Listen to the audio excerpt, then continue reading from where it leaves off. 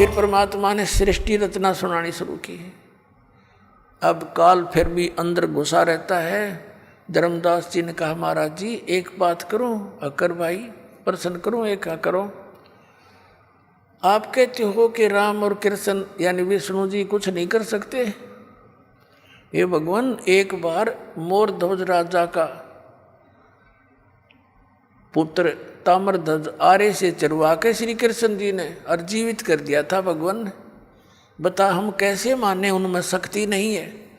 परमात्मा ने कहा मैंने ये नहीं कहा कि इनमें शक्ति नहीं है, पर ये आपको मोक्ष नहीं दे सकते, आपके प्रारब्ध के कर्मों का नाश नहीं कर सकते, आपके आने वाले जो कर्म में कष्ट लिखे हैं, मृत्यु है, उसको टाल नहीं सकते। ये परमात्मा ने कहा कि जैसे मोर ध्वज राजा के पुत्र ताम्र ध्वज को तो श्री कृष्ण जी ने आरे से चरवा कर मृत्यु होने के बाद उसको जीवित कर दिया, शरीर भी सेट कर दिया, जोड़ दिया ज्यों का त्यों। इतनी पावर तो है इनमें। लेकिन इनका सगा भांजा अभिमन्यु प्रथम दिन युद्ध में मारा गया था, चक्रव्यूह में। सुभद्रा श्री कृष्ण जी की बहन थी, अर्जुन के ब्याही थी, और प्रथम दिन ही अभिमन्यु मर गया था। श्री कृष्ण रोए, सुभद्रा रोए, पांचों पांडव रोए, उनका कुल नाश हो रहा था। तब तेरे श्री कृष्ण जी ने जीवित क्यों ना करा वो अभिमन्यु। अब धर्मदास फिर सुन हो गया, हे भगवान ये कारण क्या था, हमने तो ये बात कभी ध्यान में ना आई हमारा। तो परमात्मा ने कहा बेटा अभिमन्यु की आयु इतनी ही थी, प्रारब्ध इतना ही था, और उस ताम्रध्वज की आयु शेष थी। वो तो बीच में जाकर वो पंगा लिया था तेरे कृष्ण जी ने, और वो जीवित कर दिया। वो तो जीवित था ही, उसकी तो आयु शेष थी, और इसको जीवित नहीं कर सका क्योंकि उसका आयु शेष नहीं थी। इसलिए ये आपके प्रारब्ध में आपके कर्म के कष्ट को अवॉइड नहीं कर सकते, खत्म नहीं कर सकते। अब कहने का भाव ये है कि परमात्मा ने फिर सृष्टि रचना सुनाई है। धर्मदास जी फिर थोड़ा सा कच्चा बोल गया, कहने लगे महाराज जी जैसे सुदामा जी का थोड़े से चावल खा के और एक महल बना दिया था सुंदर। परमात्मा कहने लगे भाई तेरी बुद्धि तो कति गड्ढे में पड़ी है बेटा। अरे के कला तोड़ दिया, एक महल बना दिया था, एक मंत्री बनवा दिया अपने मित्र का, इतना महल था, यहाँ के मंत्री राजा लोग बना दे। इस तो मोक्ष हो गया उसका सुदामा का। ना मोक्ष श्री कृष्ण का, जन्म मृत्यु कृष्ण की मिटे, श्री कृष्ण की मिटे, नहीं ना सुदामा की, उसके पुजारी की। तो पुण्यात्मा धर्मदास जी कुछ कहने लगे महाराज जी आप तो हमारे देवताओं के पीछे ही पड़ लिए।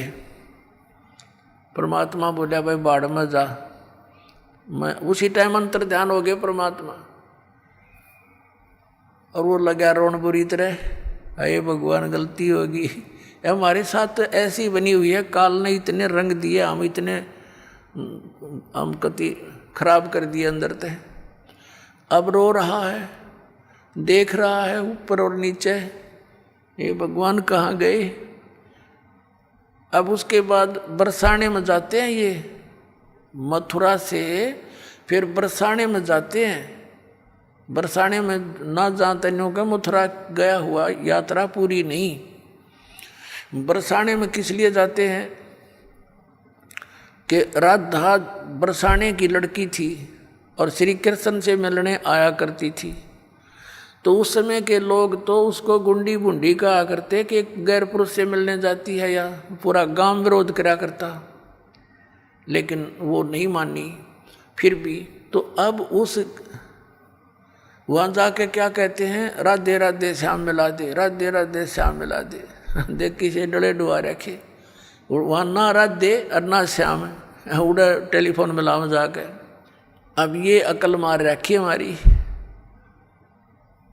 अपने आत्मा धर्मदास जी वापस चल पड़ा अपने घर को कि ईब तो वो महाराज जी कतई नहीं मिल रहे, बिल्कुल नहीं मिले। मैंने तो नालायक आदमी हो, देख कैसे गलती कर दी और दूसरी बार कर दी। घर की तरफ चल पड़ा रोता हुआ। अब परमात्मा गरीबदास साहिब जी ने अपनी वाणी में कहा है, तावा रोवत धर्मनि नागर, कहाँ गए मेरे सुख के सागर। कल्प करे और मन में रोवे, दसों दिशा को वो मगजो है। दसों दिशा को ऊपर न देखे, कदे ऊपर न उड़ गए हों, साइड में हो, इधर हो, पीछे हो, कदे नीचे खड़े हो कहीं।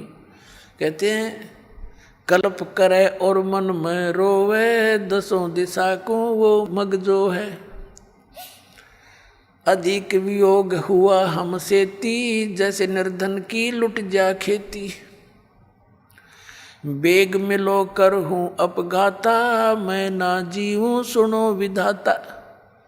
अब रो रहा है, जो कहे मालिक जल्दी दर्शन दे दो, हे विधाता अब मैं जीऊँ नहीं गा आपके वियोग में। ऐसा ज्ञान अचंभ सुनाया, ओए होए, ऐसा अचंभित करने वाला ज्ञान आपने मुझे सुनाया।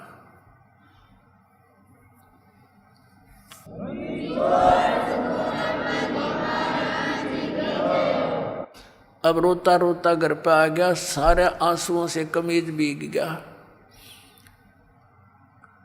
2-3-4 दिन में अपना घर पहुंच गया। उसकी पत्नी ने देखा कि भगत जी ने तो 1 महीने माना था, 2 महीने की यात्रा थी इसकी, 2-3 महीने की, तो सब तीर्थों पे जाना था, वापस कैसे आगे रो बुरी तरह रहे।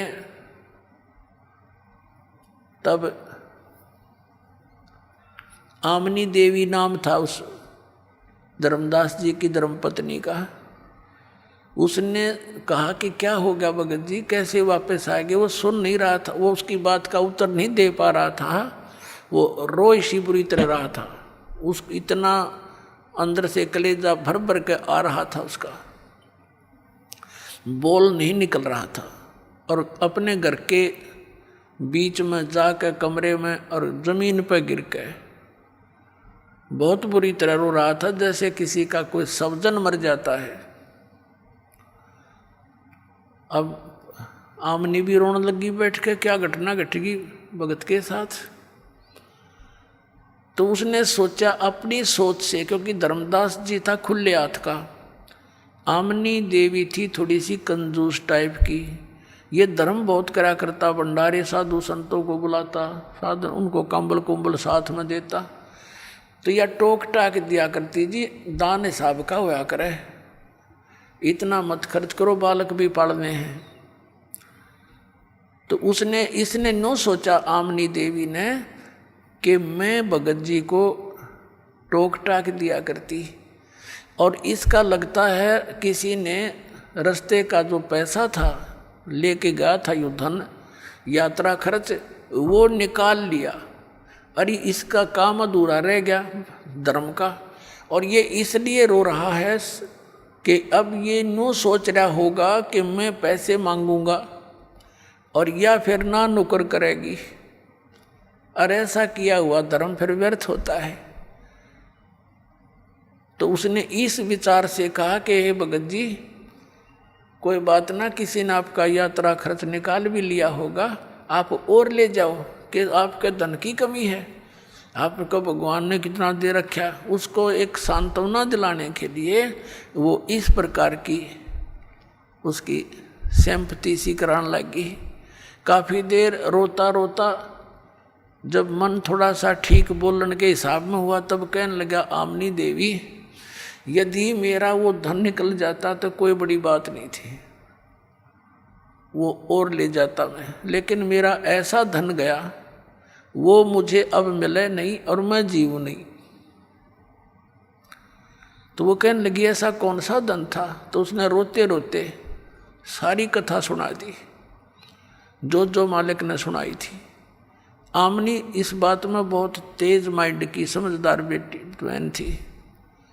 उसने कहा, हमने रामकृष्ण जी कभी मिले, या शंकर भगवान मिले हों, और चलो मिल भी जाते जब उनकी स्थिति सारी स्पष्ट होगी। आप तो बिजनेसमैन थे, ये सौदा चूक कैसे गए? आप तो व्यापारी आदमी हो, हमने के रिश्तेदारी थी रामकृष्ण के साथ। जब हमने सही मार्ग मिल गया तो हमने ये आपने ग्रहण क्यों ना किया? या गलती कैसे खाई? तो वो कहता है कि जीवन में पहली बार हानि का सौदा हुआ मेरे से, आज तक हानि नहीं हुई थी, और ऐसी हानि होगी आमनी अब यह पूर्ति नहीं हो सकती। मैं घना नीच हूँ, दूसरी बार मैंने ऐसी गलती कर दी, एक बार की तो चल जाती। तो रामनी भी कहने लगी कोई बात ना, हिम्मत सी करो। तो 6 महीने बीत गए ऐसे, रोज आना, कोई काम नहीं करे, रोटी एक मुश्किल से खावे और गली में बैठ जावे, नो देखे ऐसा आवे कोई साधु। अब जैसे कोई साधु भक्त दिखाई दे उसके निकट जावे, शायद आ गया हो। जैसे बेलनी ने श्री राम की इंतजार की थी कि दूर तक कोई भी आता दिखा करता, भाग लेती थी, श्री राम आ गए, श्री राम आ गए। ठीक यही दशा धर्मदास जी की हो रही थी।